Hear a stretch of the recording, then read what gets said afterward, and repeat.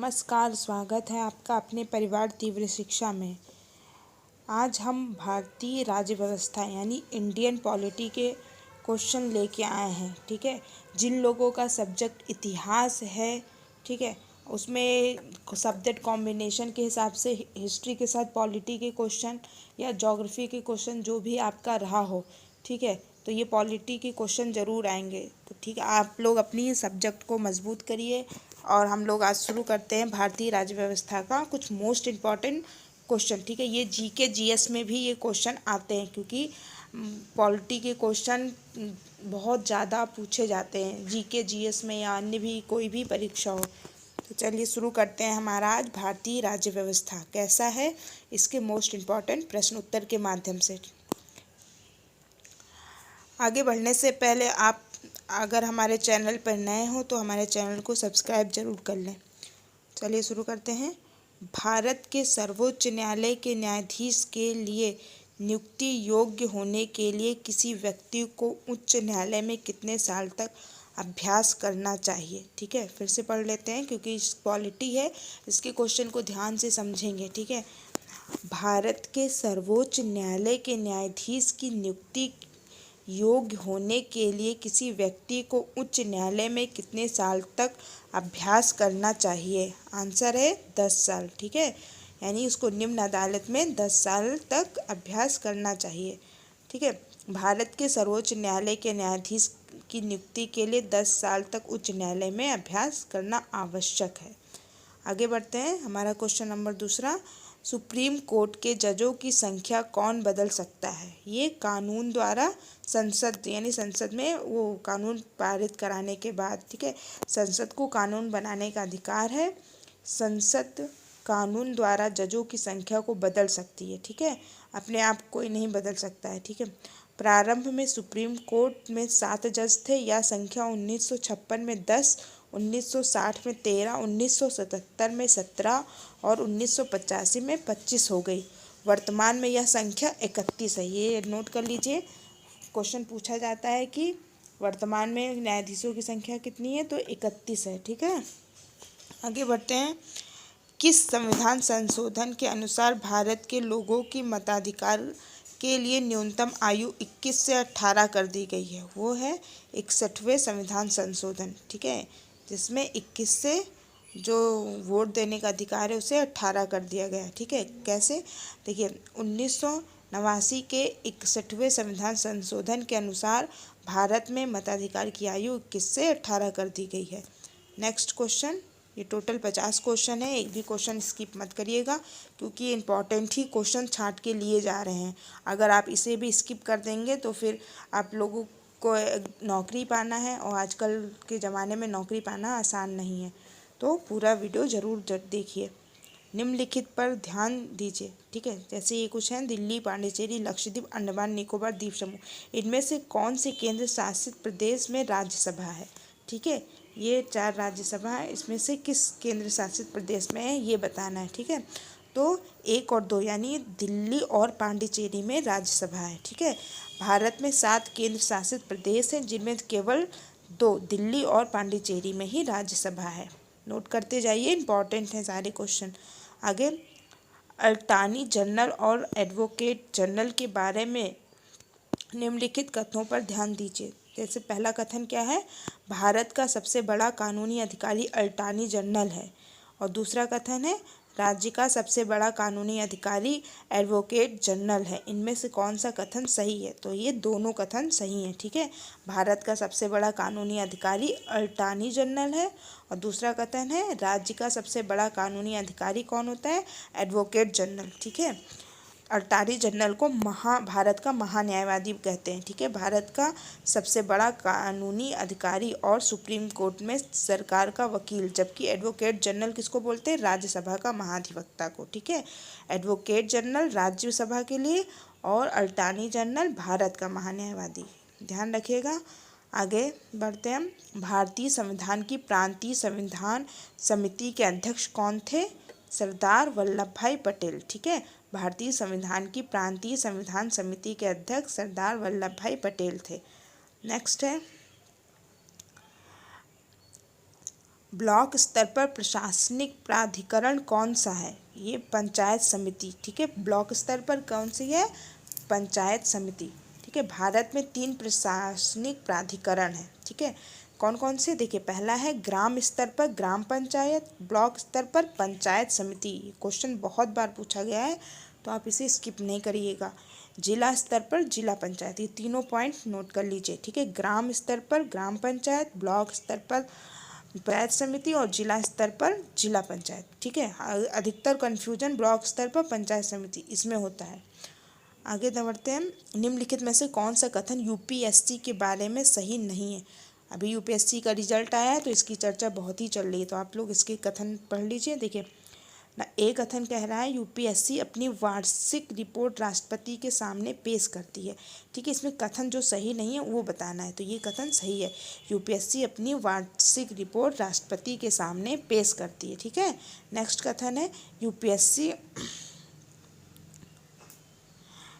के चेयरमैन को केंद्र सरकार के आदेश से हटाया जा सकता है। ठीक है, यह कथन गलत है। ठीक है, क्योंकि यूपीएससी के चेयरमैन को केंद्र सरकार के आदेश से नहीं हटाया जा सकता है, यही कथन गलत है। आगे मेरा तीसरा कथन है यूपीएससी की संरचना राष्ट्रपति द्वारा निर्धारित होती है।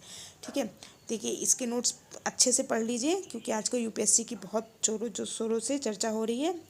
आप लोग जो भी यूपीएससी की तैयारी कर रहे हैं या जो करने वाले हैं वो ये बातें को जान लें। देखिए, यूपीएससी या अन्य किसी लोक सेवा आयोग के चेयरमैन या किसी सदस्य का निलंबन संविधान के अनुच्छेद 317 में है। यूपीएससी, जेपीएससी या किसी राज्य सेवा आयोग को दुर्व्यवहार के आधार पर उच्चतम न्यायालय के निर्देश के बाद राष्ट्रपति द्वारा हटाया जाता है। ठीक है, वैसे केंद्र सरकार के द्वारा इसे नहीं हटाया जा सकता है। ठीक है, आगे बढ़ते हैं हम। किस केस में सुप्रीम कोर्ट ने संविधान की आधारभूत व्याख्या प्रतिपादित की है? ये केशवानंद भारती का केस था जिसमें सुप्रीम कोर्ट ने संविधान की आधारभूत व्याख्या की। कई बार ये क्वेश्चन रिपीट हो चुका है, सीटेट, टेट, सुपर टेट। ठीक है, तो अभी बीपीएससी में भी यह क्वेश्चन आ चुका है, तो आप लोग अच्छे से पढ़िए। आगे, लोकसभा का स्पीकर अपना इस्तीफा किसे देता है? डिप्टी स्पीकर को। प्लीज़ पढ़ाई को रोकिए नहीं। आप लोग सिलेबस का इंतज़ार कर रहे होंगे, फॉर्म का इंतज़ार कर रहे होंगे, पर लास्ट के अगस्त में पेपर है तो समय बहुत कम है। एक अच्छी सी रणनीति के तहत डेली पढ़ाई करिए।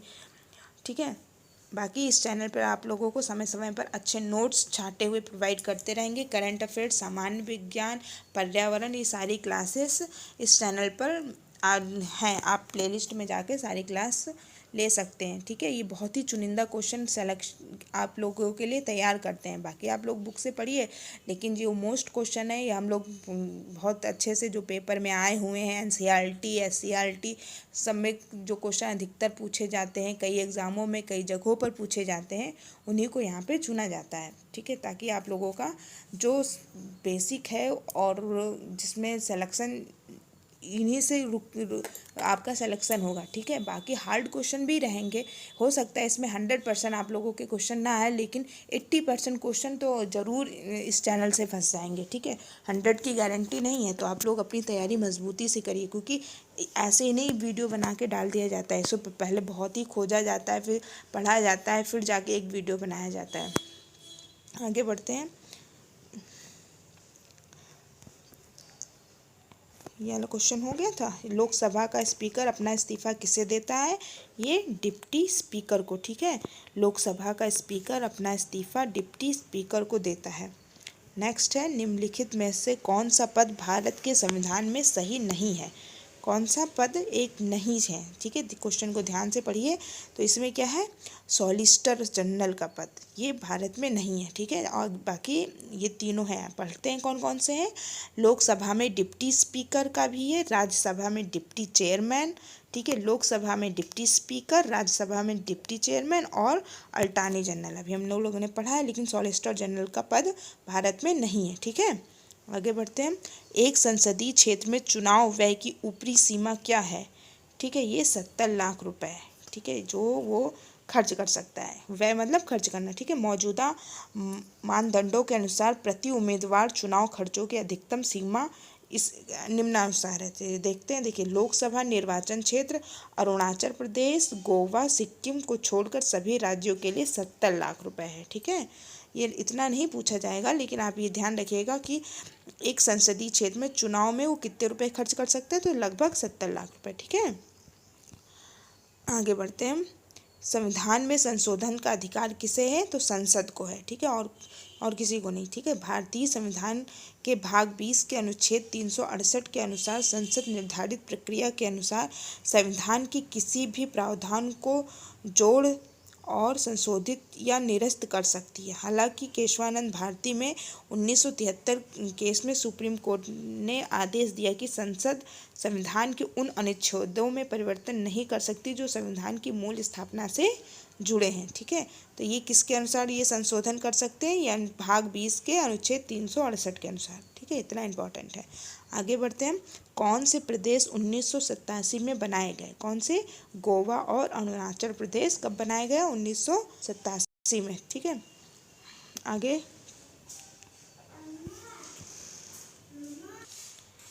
नेक्स्ट क्वेश्चन, निम्नलिखित में से कौन सा राज्य 26 अक्टूबर 1947 को भारत संघ में शामिल हो गया, कौन सा, जम्मू कश्मीर। ठीक है, ये उस समय की बात है। देखिए, जब भारत आज़ाद हुआ था, जम्मू कश्मीर की रियासत पर पाकिस्तानी कबालियों ने आक्रमण किया था और वो श्रीनगर को हड़पने में लगभग सफल रहे थे। जम्मू कश्मीर के महाराजा हरी सिंह ने भारत से मदद मांगी। ठीक है, तब सरदार पटेल ने वीपी मेनन को भेजा और उन्होंने हरी सिंह के सामने भारत में विलय होने की शर्त रखी। ठीक है, तो 26 अक्टूबर 1947 को महाराज हरी सिंह ने भारत में विलय पत्र पर हस्ताक्षर किए थे।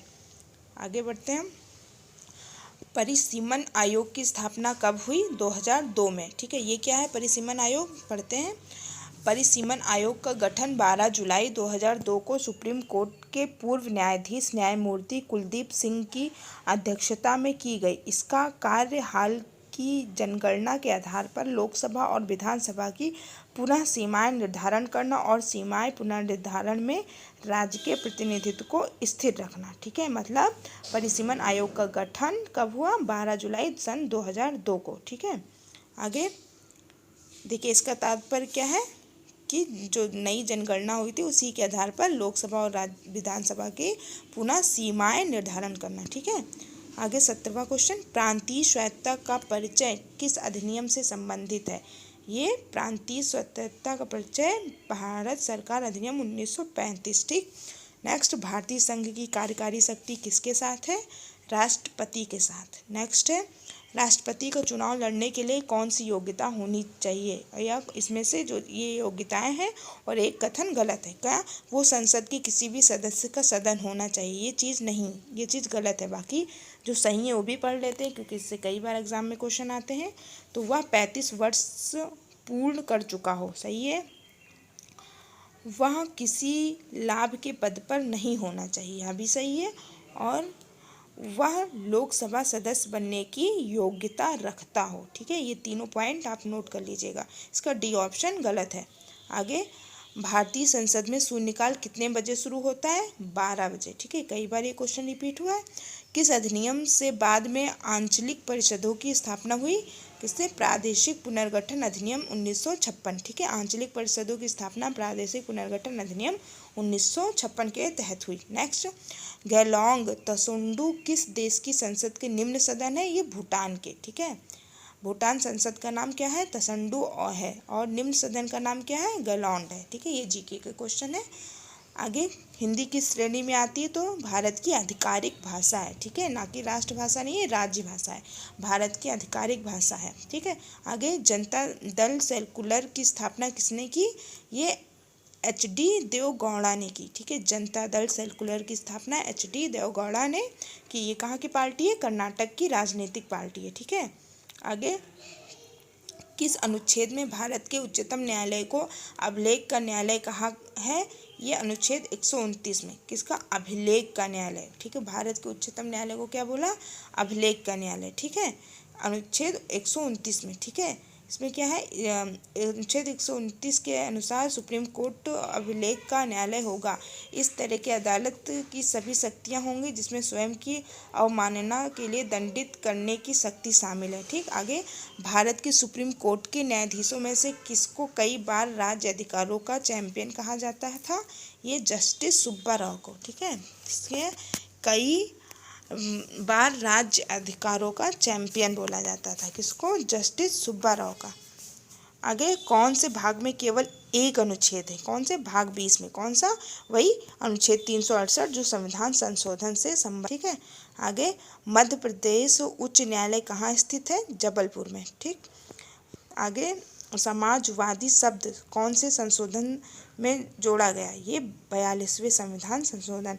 ठीक है, 3 शब्द जोड़े गए थे, ये भी एग्जाम में कई बार आया है। भारतीय संविधान में समाजवादी, अखंडता और धर्मनिरपेक्षता शब्द 42वें संविधान संशोधन के बाद जोड़े गए थे। ठीक है, 30वां क्वेश्चन है हमारा, जब क्रिप्स मिशन भारत आया तो अमेरिका के राष्ट्रपति कौन थे? Franklin D Roosevelt. ठीक है, फ्रैंकलिन डी रूजवेल्ट। जब क्रिप्स मिशन भारत आया तो अमेरिका के राष्ट्रपति फ्रैंकलिन डी रूजवेल्ट थे। ये हमारे 30 क्वेश्चन कंप्लीट होते हैं। कैसा लगा आपको ये वीडियो? आप लोग कमेंट में ज़रूर करिएगा।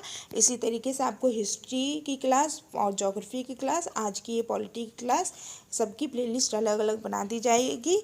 आप लोग अपने सब्जेक्ट को मजबूत कर लिए, और जिनका सब्जेक्ट नहीं है वो भी एक बार इसको ज़रूर पढ़ लें, क्योंकि ये जीके में भी काम आता है। ठीक है, तो आप लोग सरसरी निगाह से ज़रूर इसको पढ़ लें। ठीक है, बाकी आप लोगों को मांग है कि लूसेंट से हिंदी की ग्रामर की प्रैक्टिस करा दी जाए, तो वो करा दिया जाएगा। ठीक है, और उसी से जीके जीएस भी उठा लेंगे। सेकंड पेपर जीके जीएस का है ना, तो लूसेंट से ही क्वेश्चन उठा के आप लोगों को कराया जाएगा। ठीक है, हम ज़्यादा से ज़्यादा क्वेश्चन को एक वीडियो में सॉल्व करते हैं। ठीक है, कम से कम 30 या 50 या अधिकतर बहुत ज़्यादा होता है, और बहुत ही फास्ट तरीके से, ताकि आप लोगों का एक भी मिनट ख़राब ना हो। धन्यवाद। चलिए।